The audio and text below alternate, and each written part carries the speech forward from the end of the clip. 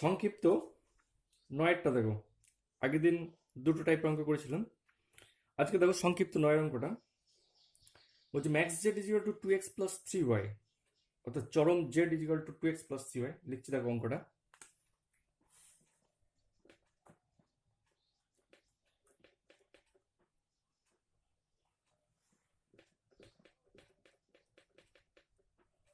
Max Z equal to 2x plus 3y এবং শর্ত সাপেক্ষে মানে সাবজেক্ট টু কনস্ট্যান্ট st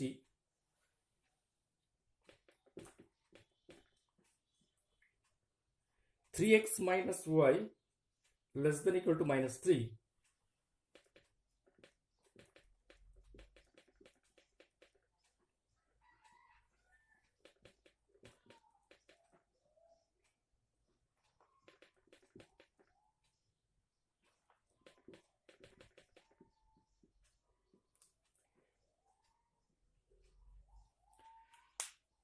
রৈখিক প্রোগ্রাম ভিত্তিক চরম জেড ইজিক্যাল টু চরম জেড মানে max Z equal to 2x plus 3y, শর্ত সাপেক্ষে 3x minus Y less than equal to minus 3 আর x minus 2y greater than equal to 2 এবং xy greater than equal to 0।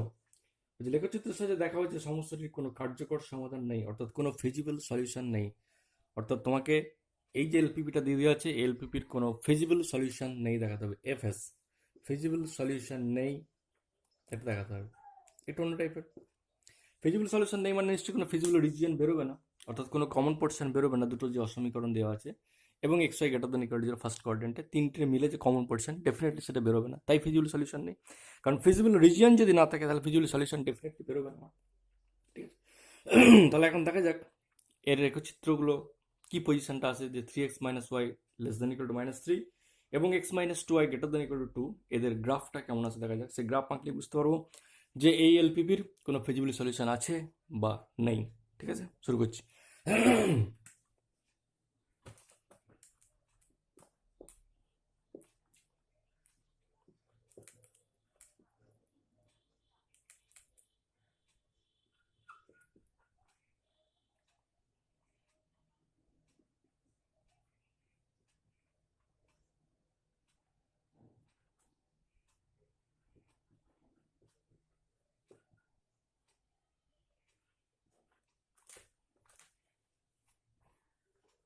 তো প্রথম যে সমীকরণটা ছিল 3x minus Y less than equal to minus 3, তাকে লিখলাম 3x minus Y is equal to minus 3, minus 3 দিয়ে ভাগ করে দিলাম।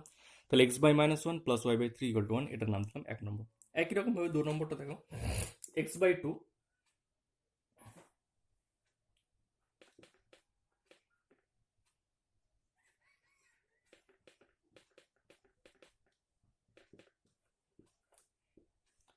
একই রকমভাবে 2 নম্বরটাও যদি 2 দিয়ে ভাগ করে দিই তাহলে x by 2 plus Y by minus 1, x by 2 plus Y by minus 1 equal to 1 হয়ে যাবে। এটা 2 নম্বর হয়ে যাবে। এবার 1 এবং 2 এর লেখচিত্র দুটো আমাকে অঙ্কন করতে হবে, দিয়ে তাদের সমাধানাঞ্চল চিহ্নিত করলে বুঝতে পারবো তার কমন ফিজিবল রিজিয়ন আছে কিনা, ফিজিবল রিজিয়নটা কমন পাচ্ছি কিনা সেটা আমরা বুঝতে পারবো। তাহলে আবার x অক্ষ y অক্ষকে নিচে দেখে নাও।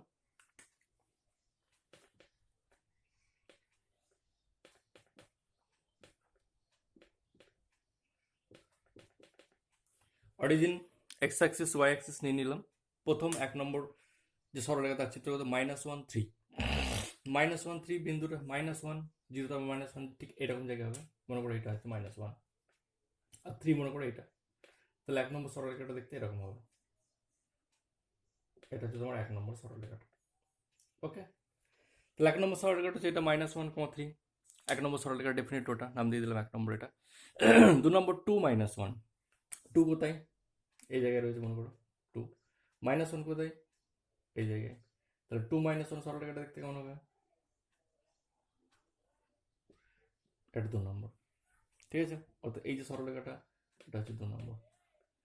তাহলে অরিজিন এদিকটা একটা বিন্দু, এদিকটা একটা বিন্দু -1 0, এদিকটা 2 0, এটা 0 3 আর এটা হচ্ছে -1, 0, -1 0 -1, এটা হচ্ছে 0 -1। ঠিক আছে, এই যে 2 0 2 -1 আর 0 -1, 0 -1 ডেফিনেটলি এদিকে হবে। তাহলে এটা একটা আর 0 -1 বিন্দুটা এদিকে। ঠিক আছে, তাহলে এই যে 1 নম্বর 2 নম্বর সরলরেখার সমাধান অঞ্চল চিহ্নিত করছি। তাহলে 1 নম্বরে দেখো, 1 নম্বর x এর জায়গায় 0 y জায়গায় 0 বসাও। তাহলে এখানে 0 0, তাহলে 0 হবে। যে 0 লেস দেন ইকুয়াল টু -3, ঘটনা সত্য না মিথ্যা, ডেফিনেটলি মিথ্যা।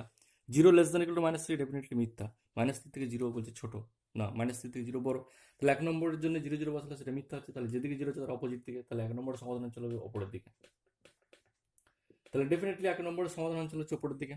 দু নম্বরে দেখা যাক, এক্স জায়গায় জিরো ওয়াই জায়গায় জিরো বসাও, তাহলে zero zero greater than equal two, দু নম্বরও মিথ্যা, zero greater than equal two সেটাও মিথ্যা, তাহলে দু নম্বরের সমাধান যেদিকে জিরো আছে তার বিপরীত দিকে, তার মানে দু নম্বরের সমাধান চলে হবে আমার নিচের দিকে, তাহলে এক নম্বরের সমাধান অঞ্চল হচ্ছে ওপরের দিকে, দু নম্বর সমীকরণের সমাধান অঞ্চল হচ্ছে নিচের দিকে, তাহলে এবং তারপরে বলেছে X Y greater than equal to যেমন ফার্স্ট কোয়াড্রেন্ট, তাহলে ফার্স্ট কোয়াড্রেন্ট ওর সমাধান অঞ্চল এদিকে এসো, তাহলে এইরকম সিস্টেমে এই তিনটে রেস্ট্রিকশন কমন করলে যে কমন রিজন পাবো সেটা কোনো পাওয়া যাবে। এক নম্বর সমাধান অঞ্চল ওদিকে চলে যাচ্ছে, দু নম্বর আসছে এদিকে, আর তিন নম্বর ঘটনা বলছে ফার্স্ট কোয়াড্রেন্ট, তাহলে ফার্স্ট কোয়াড্রেন্ট ওইটা এবং এটা মিলে কোনো কমন পার্সনই পাচ্ছি না, কারণ এই জায়গাটা পুরো ব্লক, এই জায়গাটা কোনো সমাধান অঞ্চল নেই। তাহলে এক নম্বর দু নম্বর এবং তিন নম্বর যে রেস্ট্রিকশন শর্তগুলো রয়েছে সেগুলোর সাপেক্ষে কোনো কমন রিজিয়ন বা ফিজিবল রিজিয়ন খুঁজে পাওয়া যাচ্ছে না, তাহলে সমস্ত রেস্ট্রিকশনগুলো স্যাটিসফাই করে। হ্যাঁ, তাহলে there is no region satisfying all the three constant, তিনটে যে কনস্ট্যান্ট রয়েছে সেই তিনটে কনস্ট্যান্টের কোনো কমন রিজিয়ন পাওয়া যাচ্ছে না, এই ভাষাটাই লিখতে হবে, there is no region satisfying all the constant, ঠিক আছে, এটা লিখে দিচ্ছি দেখো।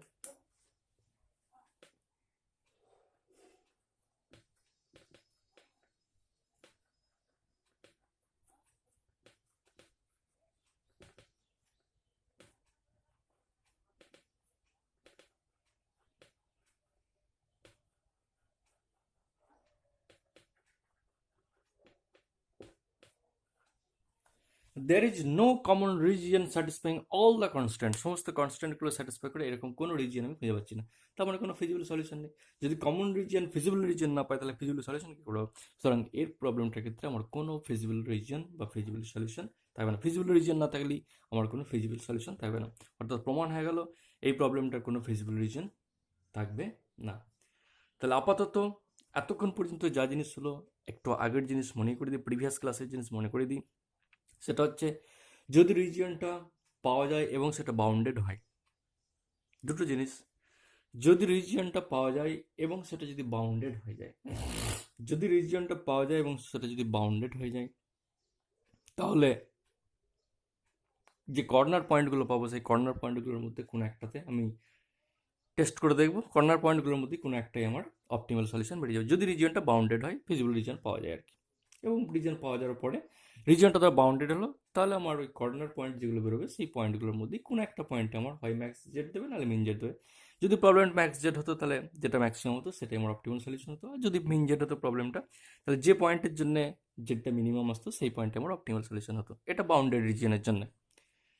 যদি আনবাউন্ডেড হয় তার ক্ষেত্রে একটা ঘটনা বলা হয়েছিল আগের দিন, আজকে আবার একটা বলবো, যদি আনবাউন্ডেড রিজিয়ন হয় তাহলে একই রকম পদ্ধতিতে টেস্ট করে যেতে হবে, ম্যাক্স জেড বা মিন জেড টেবিল করে, ম্যাক্স জেড বা মিন জেড কোন পয়েন্টের জন্য প্রবলেমটা ম্যাক্সিমাম হচ্ছে বা মিনিমাম হচ্ছে সেই পয়েন্টটা আমায় দেখতে হবে, দেখার পরে ওই পয়েন্টে যে মিনিমাম ভ্যালুটা বা ম্যাক্সিমাম ভ্যালুটা আসছে, যদি প্রবলেমটা ম্যাক্সিমাম হয় বা প্রবলেমটা মিনিমাম যাই হোক, মনে করো প্রবলেমটা মিনিমামই হলো, যদি প্রবলেমটা মিনিমাম হয় তাহলে সেই মিনিমাম ভ্যালুর থেকে কম ভ্যালু নিয়ে, বলেছিলাম নিশ্চয়ই, বা ম্যাক্সিমাম ভ্যালুর থেকে বেশি ভ্যালু নিই, যদি প্রবলেমটা ম্যাক্সিমাম হতো তাহলে ম্যাক্সিমাম ভ্যালুর থেকে বেশি নিতাম, যদি প্রবলেমটা মিনিমাম হয় তাহলে মিনিমাম যে ভ্যালুটা বেরোবে টেস্ট করার পরে কর্নার পয়েন্টগুলোর মধ্যে টেস্ট করবো, তো টেস্ট করার পরে যে মিনিমাম ভ্যালুটা করবে সেই মিনিমাম ভ্যালু থেকে কম ভ্যালু নিয়ে একটা সরলরেখা পুনরায় অঙ্কন করবো, যে সেই সরলরেখাটা বলেছিলাম যদি সমাধান অঞ্চলকে টাচ না করে বা সমাধান অঞ্চলকে ছেদ না করে, তাহলে বলছিলাম যে যে পয়েন্টের জন্য প্রবলেমটা মিনিমাম হয়েছিল সেই পয়েন্টে আমার অপটিমাল সলিউশন,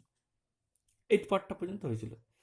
কিন্তু যদি কোনো কারণে টাচ করে যায়, যে সরলরেখাটা অঙ্কন করবো সেই সরলরেখাটা যদি সমাধান অঞ্চলকে বা ফিজিবল রিজনকে টাচ করে চলে যায় বা ফিজিবল রিজনকে ছেদ করে চলে যাচ্ছে, তাহলে কি ঘটনা ঘটবে সেই প্রবলেমটা কিন্তু এখনো বলা হয়নি, সেটা আজকে আলোচনার বিষয়।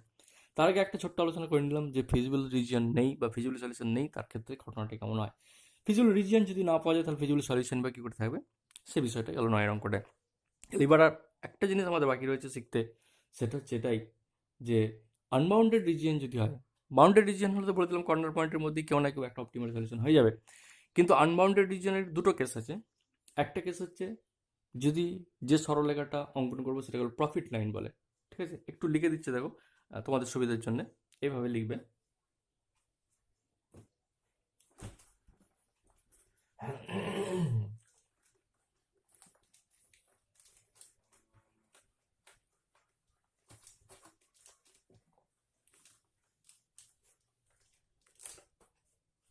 একটু নোট আগে লিখে দিচ্ছি, দেখো সংক্ষেপে।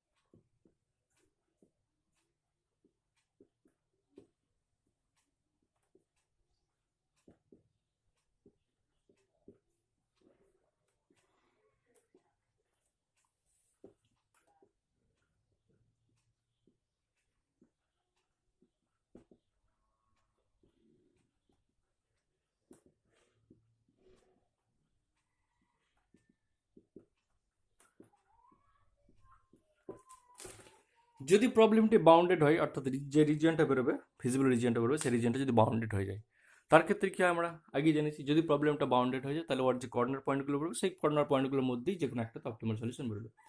ম্যাক্স জেড হলে যে পয়েন্টের জন্য ম্যাক্সিমাম সেটা অপটিমাল সলিউশন। যদি মিন জেড হয় প্রবলেমটা, তাহলে যে পয়েন্টের জন্য মিনিমাম আসছিল জেডের ভ্যালুটা, সেটা আমার অপটিমাল সলিউশন হয়ে যাবে। এটা একটা গেল। দ্বিতীয় অবস্থায় যদি প্রবলেমটা আনবাউন্ডেড হয়ে যায়, যদি এলপিটা ফিজিবল রিজিয়নটা আনবাউন্ডেড হয়ে যায়, তাহলে 2 নম্বর নোট হচ্ছে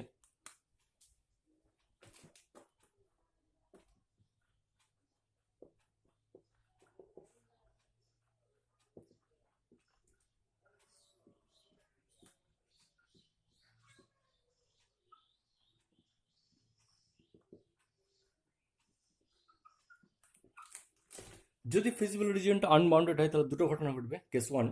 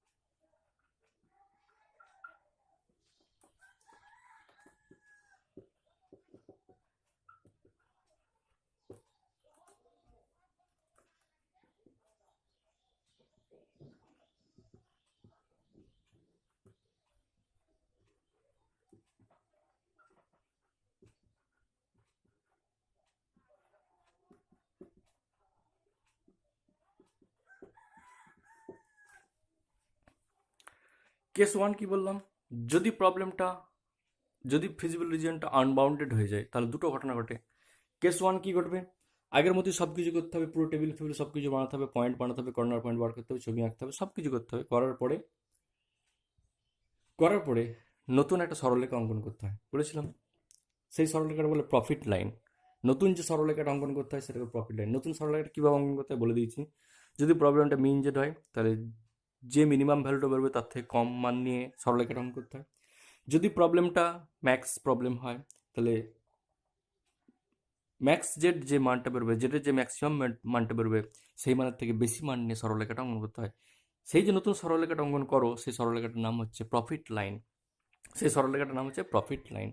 অর্থাৎ আনবাউন্ডেড ফিজিবল রিজিয়ন হয়ে গেলে তোমার চাপ কিন্তু বেড়ে গেল, অর্থাৎ এক্সট্রা কাজ একটা বেড়ে গেল। সেটা হচ্ছে এটাই সর্বপ্রথম তোমায় লক্ষ্য রাখতে হবে, প্রবলেমটা ম্যাক্স না মিন। লক্ষ্য রাখার পর তোমাকে প্রফিট লাইনটা আঁকতে গেলে যে পয়েন্টের জন্যে ম্যাক্সিমাম ভ্যালুটা হলো, সেই ম্যাক্সিমাম ভ্যালুটা তোমার মনে রাখতে হবে। সেই যদি প্রবলেমটা ম্যাক্সিমাম হয়, সেই ম্যাক্সিমামের থেকে বেশি মান নিয়ে তোমাকে সরলরেখাটা অঙ্কন করতে হবে। অঙ্কন করার পরে দেখতে হবে সরলরেখাটা ফিজিবল রিজিয়নে টাচ করছে না করছে না। যদি টাচ না করে তাহলে যে পয়েন্টের জন্য যেটার মানটা ম্যাক্সিমাম হয়েছিল সেই পয়েন্টটা এই যে টাচ না করে, তাহলে যে পয়েন্টের জন্য প্রবলেমটা ম্যাক্স বা মিন হয়েছিল, জেড ম্যাক্স বা মিন হয়েছিল, যে পয়েন্টের জন্য জেডটা আমার ম্যাক্সিমাম বা মিনিমাম হয়েছিল, সেটাই হবে আমার অপটিমাল সলিউশন। এটার কেস 1। কেস 2 কি? কেস 2টা দেখো, নোট 1টা মুছে দিচ্ছি, দিয়ে কেস 2 লিখছি।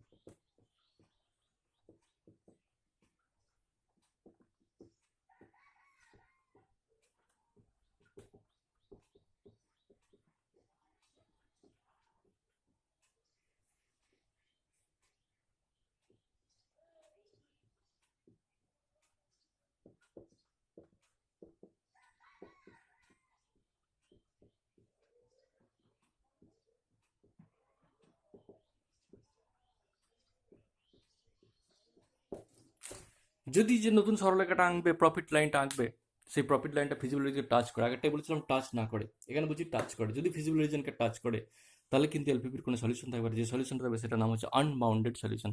তখন কিন্তু আমরা বলবো ওই এলপিপির আনবাউন্ডেড সলিউশন রয়েছে। তাহলে যদি কোনো প্রবলেম আনবাউন্ডেড হয়, এলপিপি আনবাউন্ডেড ফিজিবল রিজন বার হয়, তাহলে কিন্তু দুটো ঘটনা ঘটতে পারে, হয় তার অপটিমাল সলিউশন বেরোবে, নাহলে আনবাউন্ডেড সলিউশন বেরোবে। তাই তো বোঝা গেল তুমি ধরে, যদি কোনো এলপিপির ফিজিবল রিজিয়নটা আনবাউন্ডেড হয়ে যায়, তার ক্ষেত্রে দুটো উত্তর হওয়ার সম্ভাবনা রয়েছে আমাদের। হয় প্রবলেমের সলিউশনটা হবে আনবাউন্ডেড, নতুবা তার একটা অপটিমাল সলিউশন থাকবে। আনবাউন্ডেড কখন হবে? যে প্রফিট লাইনটা আঁকবে সেই প্রফিট লাইনটা মনে করে সমাধান অঞ্চলকে টাচ করে গেল, যদি টাচ করে, অর্থাৎ টাচ করলেই আমার আনবাউন্ডেড সলিউশন, যদি টাচ না করে অপটিমাল সলিউশন। মনে রাখতে হবে, টাচ করলে আনবাউন্ডেড সলিউশন, যে নতুন লাইনটা আঁকবে বা প্রফিট লাইনটা আঁকবে সেটা যদি টাচ করে যায়, দ্যাট ইজ আনবাউন্ডেড সলিউশন। প্রদত্ত এলপিপির উদাহরণ দিচ্ছি, একটু পরে উদাহরণটা আমি দিচ্ছি। আর যদি এই উদাহরণটা দিয়ে দিচ্ছি অলরেডি, এই উদাহরণটা আগের দিন বলে দিয়েছিলাম, যে যদি আমার প্রফিট লাইনটা টাচ না করে, আগের দিন যেমন দেখেছিলাম টাচ করছে না, যদি টাচ না করে তাহলে কিন্তু আমার যে পয়েন্টের জন্য প্রবলেমটা ম্যাক্সিমাম বা মিনিমাম ছিল, সেই পয়েন্টটা হচ্ছে আমার কি রিকোয়ার্ড অপটিমাল সলিউশন। অর্থাৎ কেস 1-এর এক্সাম্পল আগের দিন আমরা দিয়েছি, আগের দিন আমরা পেয়েছি আগের ক্লাসে। আজকে যেটা দেখাবো কেস 2টা, অর্থাৎ যদি প্রফিট লাইনটা ফিজিবিলিটিকে টাচ করে বেরিয়ে চলে যায়, তাহলে কিন্তু এলপিপিটার একটা আনবাউন্ডেড সলিউশন থাকবে। সেই জায়গাটা এবার আমরা দেখাতে চলেছি, দেখে নাও। দীর্ঘ 5-এর অঙ্কটা দেখো, Z max equal to 3x plus 4y দেওয়া আছে, সাবজেক্ট কনস্ট্যান্ট দেওয়া আছে -2x plus 3y less than equal to 9, আর x minus 5y greater than equal to -20, xy greater than equal to 0 এটা দেওয়া আছে। এটার ক্ষেত্রে কি সলিউশন এলপিপির বার হয় দেখা যাক। আনবাউন্ডেড বেরোবে সেটা বলে দিয়েছে অসীমাবদ্ধ, হ্যাঁ সলিউশনটা অসীমাবদ্ধ হবে। কিভাবে হবে সেটা আবার দেখাচ্ছি। দেখো লেখা কিভাবে হয়, লেখার স্টাইল তো প্রথম অঙ্কতেই দেখিয়ে দিচ্ছি কীভাবে কোনটা লিখতে হয়। লেখার জন্য সরাসরি আমি চিত্রের দিকে চলে যাচ্ছি, যে কোনটার কি ফিগার আসবে, কোনটা সমাধান কোন দিকে হবে, সেই চিত্রের দিকে সরাসরি এগিয়ে যাচ্ছি।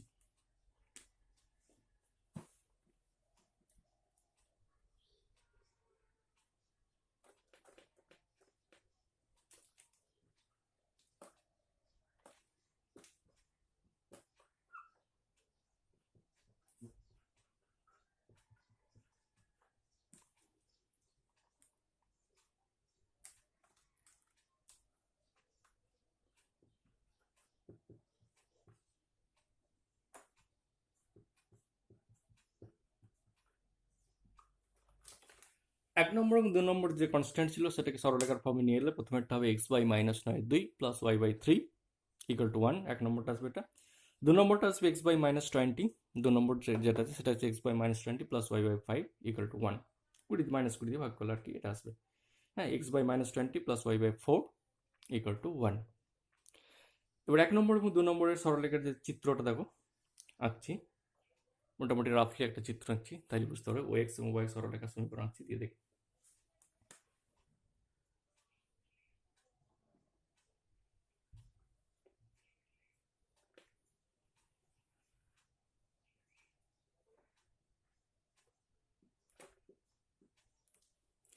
অরিজিন এদিকটা এক্স অক্ষ, এদিকটা ওয়াই অক্ষ, ঠিক আছে। এদিকটা এক্স অ্যাক্সিস, ওদের ওয়াই অ্যাক্সিস, এটা অরিজিন, ঠিক আছে। এটা একটা গেল। দিয়ে কি বলেছেন, 1 নম্বর সরলরেখা বলছে x/-9 2 প্লাস y/3, তাহলে 1 নম্বর সরলরেখার চিত্রটা কোথায়? -9 মানে 4.5 -4.5, তাহলে মোটামুটি মনে করো এরকম জায়গায় -4.5টা এরকম জায়গায় আসছে, ঠিক আছে। আর ওপরেরটা কি আছে? 0.3, 0.3 মনে করো এটা যদি 4.5, 0.3 মনে করো এই জায়গায়, ঠিক আছে। তাহলে 1 নম্বর সরলরেখাটা হবে তোমার এরকম দেখতে, এটা হচ্ছে তোমার 1 নম্বর সরলরেখাটা। ক্লিয়ার? এটা গেল তোমার 1 নম্বর সরলরেখাটা। এটা 1 নম্বর সরলরেখার নাম দিয়ে দিলাম। তাহলে এটা হচ্ছে আমার 1 নম্বর সরলরেখাটা। অর্থাৎ x/-9 প্লাস y/3 = 1, এটা গেল 1 নম্বর সরলরেখাটা। ক্লিয়ার? নেক্সট 2 নম্বর -20, তাহলে এটা যদি 4.5 -20 মোটামুটি এরকম জায়গায় বা আরো দূরে আসতে পারে, মোটামুটি এটা রাফলি এরকম জায়গায় ধরো না, -20 এরকম জায়গায় একটা হবে, ঠিক আছে। এটা হচ্ছে -20 আর ঠিক আছে 4 -20 0.4, তাহলে এটা ছিল আমার 0.3, তাহলে 0.4 নিশ্চয়ই এরকম জায়গায় আসবে, এরকম জায়গায় ধরো আসবে। এটা যদি 3 হয় এটা 4 মনে করো, রাফলি এরকম মনে করো। এটা যদি 3 হয় তাহলে 4 এরকম জায়গায় আসবে। তাহলে আরেকটা সরলরেখা মোটামুটি দেখতে তোমার এরকম এত উঁচুতে উঠবে না, এরকম জায়গায় মোটামুটি আসবে ধরো 4টা, এখানে 3 0 4টা এরকম। তাহলে এই সরলরেখাটা দেখতে মোটামুটি এরকম একটা আসবে। এটা একটা গেল। এটা কোন ক নম্বর গেল? এটা আমার 2 নম্বরটা গেল, 2 নম্বর। তাহলে 1 নম্বর সরলরেখাটা নিচেরটা, 2 নম্বর সরলরেখাটা হচ্ছে আমার উপরেরটা, ঠিক আছে। এইবারে দেখো 1 নম্বর সরলরেখার সমাধান অঞ্চল, 1 নম্বর যে সরলরেখাটা ছিল তার সমাধান অঞ্চল 0 0 বসাবো, 0 + 0, 0 ≤ 9, ঘটনা সত্য, 9 থেকে 0 ছোট সত্য। তাহলে 1 নম্বর সমাধান অঞ্চল কোন দিকে হবে? ডেফিনেটলি 1 নম্বর সমাধান অঞ্চল হবে আমার নিচের দিকে। তাহলে 1 নম্বর সমাধান অঞ্চল আমি এদিকে কার্ভ করে দিলাম, হয়েছে। 2 নম্বরের সমাধান অঞ্চল কোথায় হবে? 0 0 0 > -20, 2 নম্বরটাও সত্য। 0 -20 থেকে বড়, 2 নম্বরটা সত্য। তাহলে 2 নম্বর সমাধান কোথায়? 2 নম্বরটা হবে আমার নিচের দিকে। তাহলে 2 নম্বরের সমাধান অঞ্চল আমার আসছে নিচের দিকে। তাহলে 1 নম্বরের সমাধান অঞ্চল যেমন নিচের দিকে, 2 নম্বরের সমাধান অঞ্চল আসছে নিচের দিকে। আর কি আছে? xy > 0 মানে ফার্স্ট কোয়াড্রেন্ট। তাহলে 1 এবং 2 এর কমন পোর্শন কোনটা? ডেফিনেটলি 1 নম্বর এবং 2 নম্বরে কমন পোর্শন হবে এই যে জায়গাটা, এখান থেকে এই দিকটা, অর্থাৎ দুজনেরই আমার কমন পোর্শন হচ্ছে এইটা। এদিকে কিন্তু অসীম পর্যন্ত বিস্তৃত, এই যে দিকটা টানতে পারছি না, এদিকটা কিন্তু অসীম পর্যন্ত বিস্তৃত। তাহলে দেখো এখানে আমার দেওয়াল রয়েছে, এই জায়গাটি দেওয়াল রয়েছে, এই জায়গাটি দেওয়াল রয়েছে, এই জায়গাটি দেওয়াল রয়েছে, এই দিকটায় কোনো দেওয়াল নেই, বাউন্ডারি নেই। তার মানে কি? এটা আনবাউন্ডেড, মানে একদিক, দুদিক, 3 দিক, 4 দিক রয়েছে, এই দিকটা কোনো দেওয়াল নেই। তাহলে একটা দিক আমার ফাঁকা, তাহলে ডেফিনেটলি এটা আনবাউন্ডেড। তাহলে এই যে রিজিয়নটা যেটা আমি সিলেক্ট করে দিলাম, এই রিজিয়নটা হচ্ছে আনবাউন্ডেড। তাহলে এটা হচ্ছে আমার আনবাউন্ডেড ফিজিবল রিজিয়ন, এটা হচ্ছে আনবাউন্ডেড ফিজিবল রিজিয়ন FR। তাহলে এই যে রিজিয়নটা অ্যারো চিহ্ন দিয়ে দিলাম, এই রিজিয়নটা হচ্ছে আনবাউন্ডেড ফিজিবল রিজিয়ন, কোনো বাউন্ডেশন নেই। এর কর্নার পয়েন্ট তাহলে কোনগুলো হবে? একটা হচ্ছে 0 0 0 0, একটা হচ্ছে এই পয়েন্টটা, এই পয়েন্টটা কোন পয়েন্ট ছিল? এই পয়েন্ট হচ্ছে 1 নম্বর সরলের উপরের দিকে পয়েন্ট, অর্থাৎ 0 মাইনাস এই একটা পয়েন্ট, ঠিক আছে। এটা এই একটা পয়েন্ট। 2 নম্বর পয়েন্ট হচ্ছে 1 নম্বর পয়েন্ট হচ্ছে এই পয়েন্টটা 0 0, তাহলে 0 0, 0 একটা একটা কর্নার পয়েন্ট, এটা। এই পয়েন্টের নাম দাও A, আর এই পয়েন্টের নাম দাও B। তাহলে 0 একটা, A একটা, B একটা, হয়েছে। তাহলে এটা 1 নম্বর সরলরেখা, এই পয়েন্টটা তো 1 নম্বর সরলরেখা, ঠিক আছে। তাহলে প্রথমে একটা 0, তারপর A একটা corner point, A corner point কত? 0 1 নম্বরের 0 3 0 3, এই পয়েন্টে 0 3। তারপর হচ্ছে B মানে 1 এবং 2 এর সমাধান অঞ্চল, B 1 এবং 2 এর ছেদবিন্দু। তাহলে 1 নম্বর এবং 2 নম্বর সমাধান করলে যে পয়েন্টটা আছে সেটা মোটামুটি রাফলি সমাধান করে যেটা আসছে সেটা মোটামুটি ধরে নাও 15/7 আর 31/7। এটা আসবে 15/7 B, আর এটা হবে 31/7। একটা আসছে 15/7, বি পয়েন্টের স্থানাঙ্ক আসছে, অর্থাৎ 1 নম্বর এবং 2 নম্বর যে সমীকরণ ছিল এইটা এবং এটা, অর্থাৎ -2x + 3y = 9 আর x - 5 = -20, এই দুটো সমীকরণ সমাধান করলে যে পয়েন্টটা বেরোবে x আর y এর মান, সেটা হচ্ছে 15/7 বেরোবে আর একটা 31/7 বেরোবে। অর্থাৎ বি বিন্দু স্থানাঙ্ক বেরোবে 15/7 এবং 31/7। এটা আমার রাফলি গেল 15/7 আর 31/7 গেল। এখন প্রশ্ন হচ্ছে যে এই যে তিনটে কর্নার পয়েন্ট পড়েছে, 0 মূলবিন্দু 0 0 0, A 0 3 এবং B 15/7 এবং 31/7, এই তিনটে পয়েন্ট দিয়ে জেড ম্যাক্সকে আমি কি করতে হবে? এই তিনটে পয়েন্ট দিয়ে জেড ম্যাক্সিমামকে আমার টেস্ট করতে হবে, যে এই তিনটে পয়েন্টের মধ্যে কোন পয়েন্টে আমার জেডটা ম্যাক্সিমাম আছে, সেই পয়েন্ট আমার টেস্ট করতে হবে। তাহলে যদি 0 0-তে টেস্ট করি তাহলে জেডের মান কত? ডেফিনেটলি 0 আসবে। তাহলে এবার যদি আমি ছকটা করি, দেখো ছকটা আমি করছি, দেখে নাও।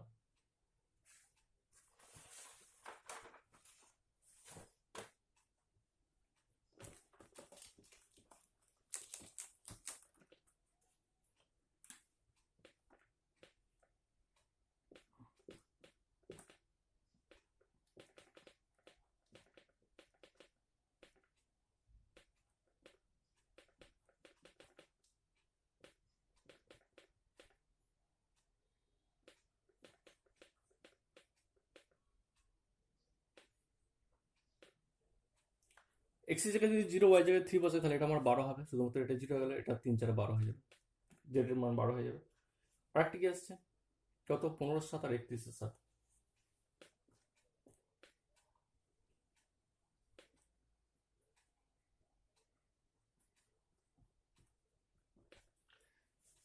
বি পয়েন্টের কর্নার পয়েন্ট জেড এর এক্স এর মান 15 7 আর ওয়াই এর মান 31 7, মোটামুটি 15 7 আর 31 7, 15 7 মানে মোটামুটি 2 পয়েন্ট সামথিং, আর 31/7 মানে 4 পয়েন্ট সামথিং, তা 2 পয়েন্ট সামথিং আর 4 পয়েন্ট সামথিং এই মানটা মোটামুটি বসালে যেটা আমাদের উপর 23.9 মতো আসবে, এটা 23.9 রাফলি, 23.9 রাফলি, মোটামুটি মোটামুটি একটা রাফলি ফিগার যেটা আসছে, রাফলি ফিগার 23.9 অর্থাৎ 23.9। তাহলে এদের মধ্যে ম্যাক্সিমাম কোনটা? নিশ্চয়ই এই মানটা আমার ম্যাক্সিমাম, এই মানটা আমার ম্যাক্সিমাম, এটা ম্যাক্সিমাম। তাহলে এটা যখন ম্যাক্সিমাম হলো তাহলে কি প্রফিট লাইন আঁকতে গেলে বা নতুন সরলরেখাটা যে মানটা ম্যাক্সিমাম বেরোবে তার থেকে একটু বেশি মান নিয়ে টেস্ট করতে, কি বলেছিলাম যে মানটা ম্যাক্সিমাম বেরোবে তার থেকে আমায় কি বেশি মান নিয়ে টেস্ট করতে হয়। তাহলে মানটা 24 মোটামুটি রাফলি আসছে, তাহলে 24 থেকে বেশি মান নিয়ে আমি টেস্ট করবো, তাহলে মোটামুটি 36 মান নিয়ে টেস্ট করে দিই। তাহলে ম্যাক্সিমাম মান কত এসছে আমার 23.9 মানে 24 ধরে নাও, তাহলে এর থেকে একটা বেশি মান নিয়ে এখানে বসে টেস্ট করবো জেড ম্যাক্সে, তাহলে এর থেকে বেশি মান মোটামুটি একটা রাফলি ধরে নিচ্ছি 36 একটা মান, 23.9 তার থেকে বেশি মোটামুটি যে মানটা ধরে নেবো সেটা মোটামুটি ধরে নাও 36 ধরে নাও। তাহলে জেড এর মানে 36, এই 36 ধরে নিয়ে যে নতুন সরলরেখা অঙ্কন করবো সেটাকে বলে প্রফিট লাইন। তাহলে এই জেড এর মান এখানে 36 বা 3x + 4y = 36 ওই জায়গায় আমি বসাচ্ছি, দিয়ে সরলরেখাটা কেমন হয় দেখে নিই। তাহলে 3x + 4y এই জায়গায় ধরো আমি দেখে নিচ্ছি, তাহলে এখন 3x + 4y = 36, তাহলে 3x + 4y = 36 বসালাম, তাহলে এখান থেকে সরলরেখার সমীকরণটা কেমন আসবে x/12 আসবে, দিস ইমপ্লাইং x/12 + y/9 = 1। এই যে নতুন সরলরেখা আসছে x/12 + y/9 = 1, x/12 + y/9 = 1, এই সরলরেখাটাকে বলে প্রফিট লাইন বা নতুন সরলরেখা। এই যে সরলরেখাটা এটা কি বলে প্রফিট লাইন, এই যে সরলরেখাটা আছে এটা কিন্তু প্রফিট লাইন বলে। এই যে সরলরেখাটা পাবো এই সরলরেখাটা কিন্তু আমার প্রফিট লাইন বলা হয়, ঠিক আছে। x/12 + y/9 = 1 এই যে নতুন সরলরেখাটা আঁকতে চলেছি এই সরলরেখা বলে প্রফিট লাইন। এখন এই প্রফিট লাইনটা 12 পয়েন্টটা কোথায় আছে দেখে নাও, 12 পয়েন্টটা মোটামুটি এরকম জায়গায় আসবে, সাপোজ এরকম জায়গায় 12 পয়েন্ট আসবে। আর একটা কি আছে 09 মোটামুটি এরকম জায়গায় আসবে, এটা এরকম জায়গায় আসবে। তাহলে এটা যোগ করলে যে সরলরেখাটা প্রফিট লাইনটা পাচ্ছি সেটা হচ্ছে এটা হলো প্রফিট লাইন। এটা মোটামুটি প্রফিট লাইন আসছে। তাহলে এই যে সরলরেখাটা পেলাম এটা নতুন সরলরেখা, এটা হচ্ছে প্রফিট লাইন, পি লাইন, ঠিক আছে। তাহলে এই যে নতুন সরলরেখা অঙ্কন করলাম, নতুন সরলরেখা কি ফিজিবল রিজনকে টাচ করে চলে গেল, তো নতুন সরলরেখাটা এমন দেখতে হলো যেটা আমার ফিজিবল রিজনকে টাচ করে বেরিয়ে চলে যাচ্ছে, তাই তো। এই যে সরলরেখাটা এখন আঁকলাম ফিজিবল রিজনকে কি টাচ করে চলে যাচ্ছে, এই যে সরলরেখার এই প্রফিট লাইন, এই যে সরলরেখাটা এখন আঁকলাম এই যে এটা কি করলো, এটা তো আনবাউন্ডেড ফিজিবল রিজন, এই আনবাউন্ডেড ফিজিবল রিজন কি আমার টাচ করে চলে যাচ্ছে, যদি টাচ করে চলে যায় তাহলে কি বলেছিলাম প্রবলেমটা আনবাউন্ডেড সলিউশন থাকবে। তাহলে সেটাই আমি বলেছিল কোশ্চেনে যে দেখাও যে প্রদত্ত এলপিপির আনবাউন্ডেড অসীমাবদ্ধ সলিউশন আছে। তাহলে এই প্রবলেমটা এমন একটা প্রবলেম যে প্রবলেমের এই যে প্রফিট লাইনটা আঁকলাম, প্রফিট লাইনটা কি হলো আমার সমাধান অঞ্চলকে টাচ করে বেরিয়ে চলে গেল। যেহেতু এই মানে প্রফিট লাইনটা বা নতুন যে সরলরেখাটা অঙ্কন আনলাম, যেহেতু প্রবলেমটা ম্যাক্স ছিল সেজন্য তার থেকে বেশি মান নিয়ে টেস্ট করলাম 36, এসেছিল 24 তার থেকে বেশি মান নিলাম মোটামুটি 36, তুমি 24 এসেছিল 25 নিয়ে টেস্ট করতে পারতে, কোনো অসুবিধা নেই। আমি মোটামুটি একটা 36 নিলাম তার কারণ এখানে 36 নিলে 3 আর 4 দিয়ে ভাগ করতে সুবিধা হবে, সেই কারণে 36 নিলাম। সেজন্য তোমরাও এমনভাবে মানটা বেশি বা কম নেবে যাতে করে এইখানে যে সংখ্যাগুলো থাকবে তাদের দ্বারা ভাগ করতে সুবিধা হয়, যাতে পূর্ণ সংখ্যা আসে। আমি 25 নিলেও অঙ্কটা হতো, কিন্তু 25 নিলে সেই পয়েন্টগুলো বার করতে খুব সমস্যা হতো, ফ্র্যাকশনে চলে আসতো, দশমিকে চলে আসতো, সেই জন্য আমি এরকম একটা পূর্ণ সংখ্যায় নিলাম, দিয়ে প্রফিট আঁকলাম। প্রফিট লাইনটা আমার সমাধান অঞ্চলকে টাচ করে বেরিয়ে চলে যাচ্ছে, আনবাউন্ডেড ফিজিবল রিজনকে টাচ করে বেরিয়ে চলে যাচ্ছে, যেহেতু টাচ করে বেরিয়ে চলে যাচ্ছে সুতরাং আমি কি বলবো, একটু আগে কেস টুতে দেখালাম নোটের যে কেস টু সেটা বললাম, যদি প্রফিট লাইনটা সমাধান অঞ্চলকে টাচ করে বেরিয়ে চলে যায় তাহলে আমি কি বলবো প্রদত্ত এলপিপির আনবাউন্ডেড সলিউশন আছে, অতএব এই এলপিপিটার আমার কি আনবাউন্ডেড সলিউশন আছে।